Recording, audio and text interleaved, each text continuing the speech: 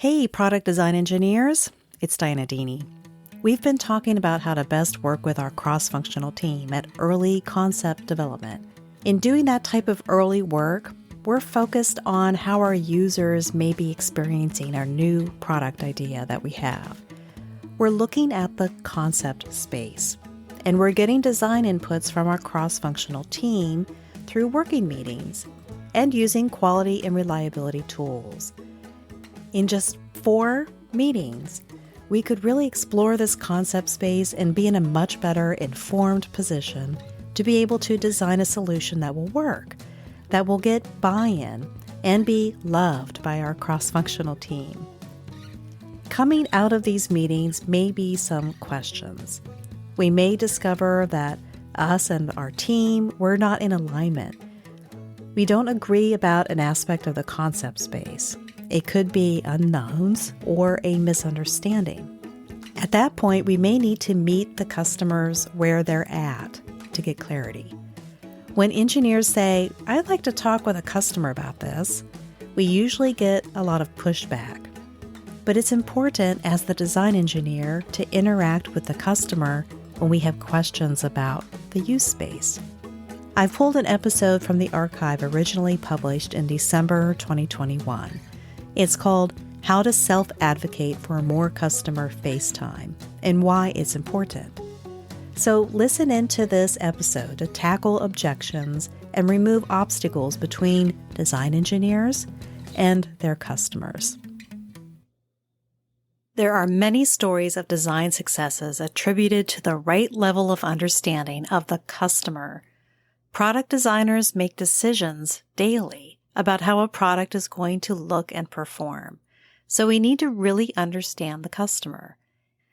And to really get the customer, engineers need to spend time with them. Sometimes the business doesn't want us to interact with the customer or doesn't think it would be valuable.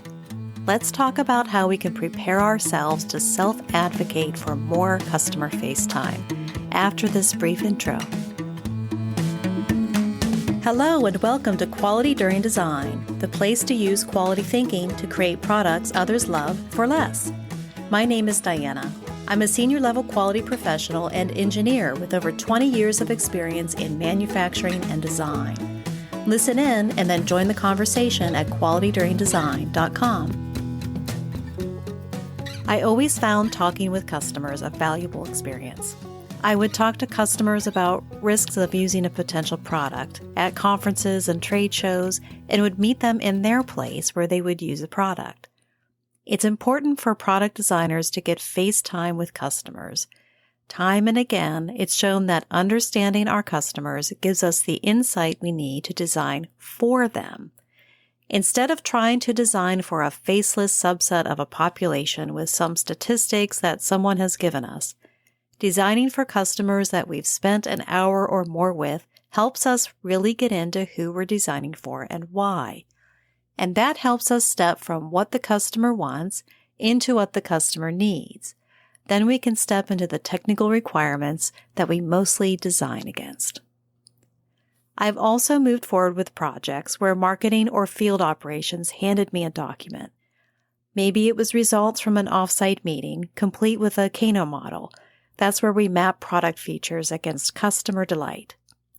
Or notes about customer wants versus customer needs. The information was certainly helpful, but it didn't come even close to having that information and getting a chance to sit at a round table with customers. FaceTime with customers is best. When should we talk to customers? If we wait until we have a prototype, that's too late. We want to talk to customers before our product design even hits the paper. Customers can tell us what they want. We need to talk with customers to figure out what they need. And we have to do this before we start getting into any designs. We should also talk to customers throughout the design process. Maybe their involvement will taper off the farther into the design we get, so developing a designing relationship with our customers would be a valuable thing to do. We've now talked about why it's important for design engineers to talk with customers, and that we want to be able to talk with them routinely throughout product development. Our marketing and field operations departments have the contact list.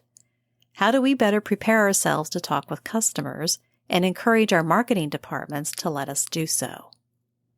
Other functions of the business have objections to inviting engineers to speak with customers, and a lot of it has to do with maintaining a positive business image. I've experienced them, and I was reminded of some other objections while I was doing some reading. Is that fair to design engineers? No matter if it's fair or not, we can prepare ourselves to address those objections. One objection is that we're ill-prepared for the customer's environment. I had opportunities to speak with surgeons in their office, interviewing them to understand the risks of a product.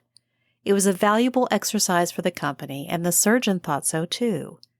Then, for a different project, I was invited to talk to a different surgeon.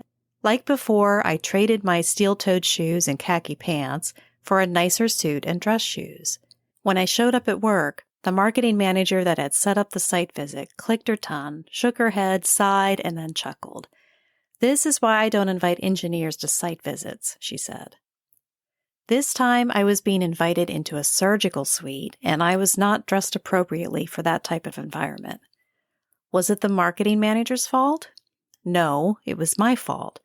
I assumed what a site visit would mean based on my other project. I failed to get the details about the day so I could prepare myself appropriately.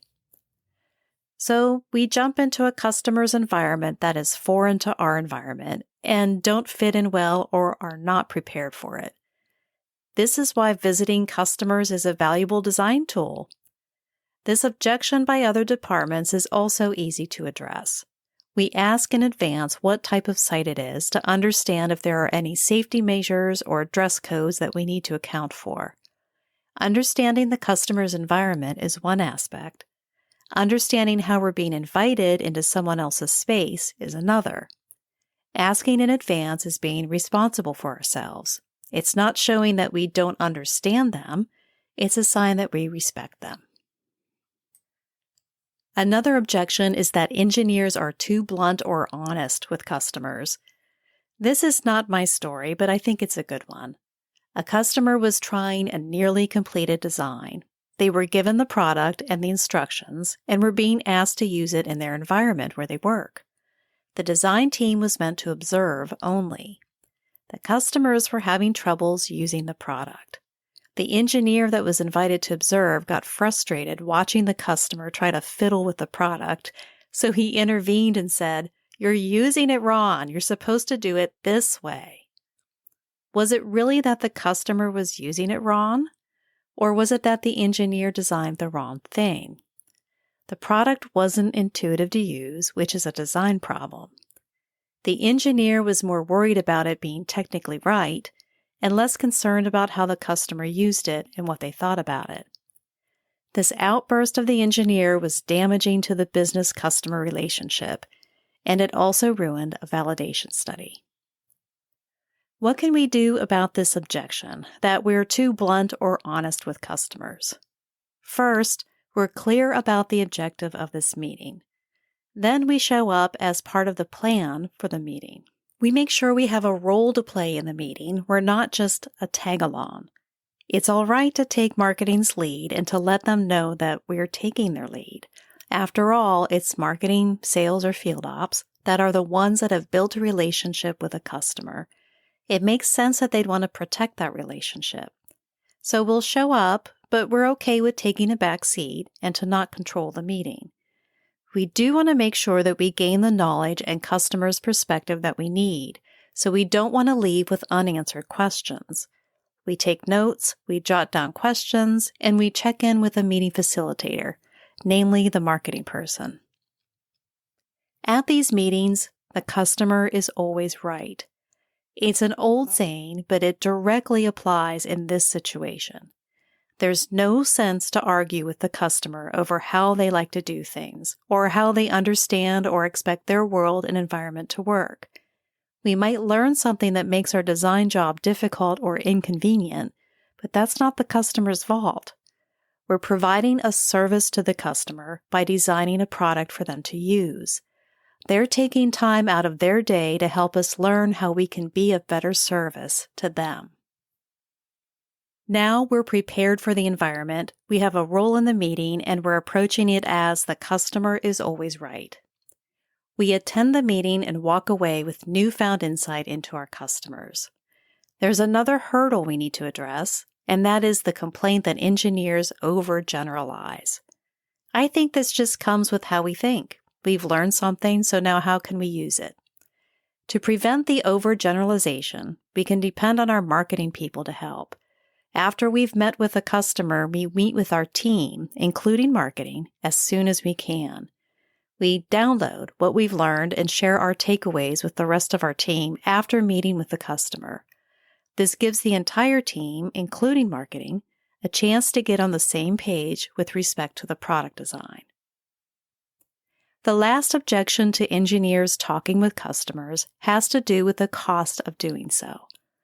Managers may say, "We have a marketing team doing market research. Why do we need to send engineers away from the design house and pay for their travel?" This kind of objection can only be won over with management's understanding of the value of designers talking directly with customers. We may need to present a value proposition. We can go back to the plan for the meeting and its objectives, and involving management in the download meetings where we're sharing notes and making decisions about the design will demonstrate the value of designers talking with customers. It might cost a little to send an engineer to talk with a customer. It costs a whole lot more to redesign a nearly finished prototype because we didn't get the customer needs correct. What's today's insight to action? All that's left to do is to prepare ourselves to talk with customers and then self-advocate and volunteer for customer-facing opportunities. We can prepare for the environment by asking questions to understand how we're being invited into someone else's space. Do we need to prepare anything special or wear certain protective gear? We know to get involved in the meeting planning and to understand our role in the meeting and its objective. Our approach is of service to the customer, that the customer is always right. And we'll make sure we have a download meeting with our team and management, even if we need to be the ones to set it up. Input from the customer is so important to successful design. This might go beyond what we're doing now, but it's shown time and again and published in many sources. Designers design better products when they've had face time with customers. It's a technique that us and our counterparts just need to get comfortable with doing. Please go to my website at qualityduringdesign.com. You can visit me there, and it also has a catalog of resources, including all the podcasts and their transcripts. Use the subscribe forms to join the weekly newsletter, where I share more insights and links. In your podcast app, make sure you subscribe or follow Quality During Design to get all the episodes and get notified when new ones are posted. This has been a production of Dini Enterprises. Thanks for listening.